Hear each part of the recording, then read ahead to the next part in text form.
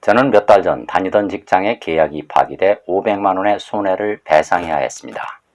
회사 측은 당장 배상하지 않으면 고소하겠다고 으름장을 놓았습니다.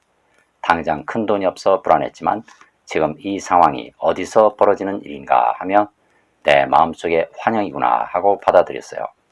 제가 아는 한 친척이 사정을 알고는 선뜻 500만 원을 그냥 주었습니다. 전 그가 돈이 있는 줄 전혀 몰랐습니다. 정말 신기한 기적이었습니다. 네, 여러분 안녕하십니까, 김상입니다. 인생을 살아가는 방법에는 두 가지가 있습니다. 첫째, 몸이 나다라고 착각하며 살아가는 방법. 둘째, 몸이 아니라 마음이 나다라는 사실을 깨닫고 살아가는 방법. 몸이 나다라고 착각하고 살아가게 되면 마음도 내 몸속에 들어있다라고 착각하게 되죠. 내 마음이 움직일 수 있는 것은 무엇입니까? 내 몸밖에 없습니다. 나는 내 몸을 이용해서 열심히 고달프게 고통스럽게 살아가야 합니다. 바깥 세상도 내 마음 밖에 있고 다른 사람들도 내 마음 밖에 있기 때문에 내 마음이 현실을 움직일 수가 없습니다. 하지만 마음이 나다라는 사실을 깨닫게 되면 현실 전체가 내 마음속에 들어있죠. 거울을 이용해서 내 몸을 객관적으로 바라보면 내 몸이 내 마음속에 들어옵니다. 또 오감의 공간, 현실 공간 전체가 내 마음속에 들어오죠. 현실 전체가 내 마음속에 들어있는 환영이구나 하는 사실을 깨닫게 됩니다. 그럼 나는 몸을 벗어난 마음이 되기 때문에 몸을 벗어난 마음은 현실 전체를 움직일 수 있게 됩니다. 사연자의 경우에는 당장 500만 원이 필요하게 되는데 내 수중에는 500만 원이 없습니다. 내가 몸으로 할 수 있는 것은 아무것도 없습니다. 하지만 거울을 통해서 나 자신을, 현실 전체를 객관적으로 바라보게 되니까 아, 현실이 내 마음속에 들어있구나 하고 자각을 하게 되죠. 그러면서 내 마음이 현실을 움직여줍니다.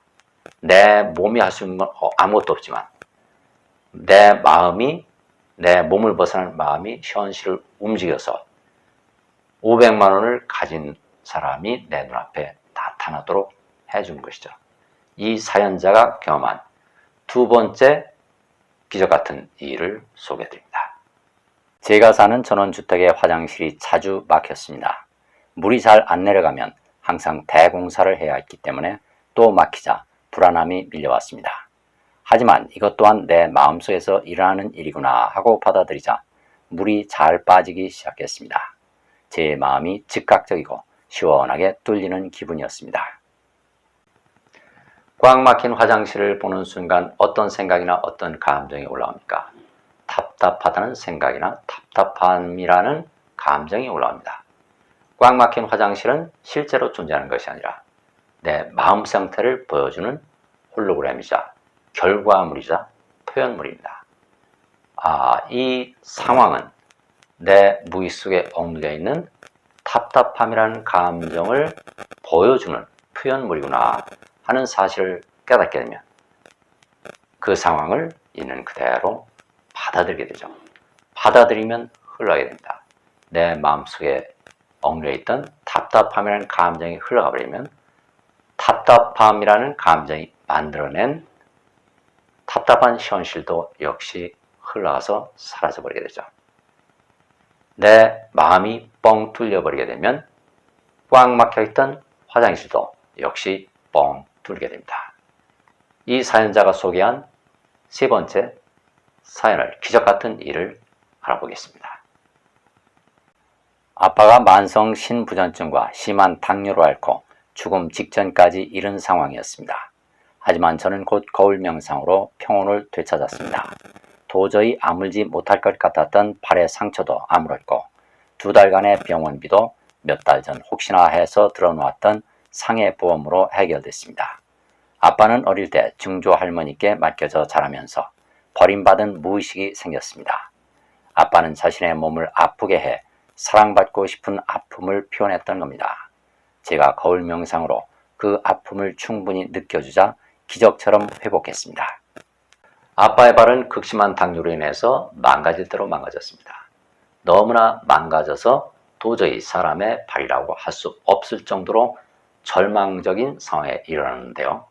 하지만 이 사연자는 거울 명상을 통해서 그 절망적인 상황에 휘둘리지 않고 절망적인 상황의 원인이 되는 아빠의 억눌려 있는 아픈 감정을 인정해 줬습니다. 그러니까 그 아픈 감정이 흘러가 버리면서 그 아픈 감정이 만들어낸 결과물인 표현물인 아픈 상황도 역시 잘 해결되게 됐던 것입니다. 감정은 어디에서 떠오릅니까? 내 마음속에서 떠오르죠. 그러면 그 억눌린 감정이 만들어내는 그 부정적인 현실은 어디에서 떠오를까요? 그 부정적인 현실도 역시 마음속에서 떠오르는 것입니다.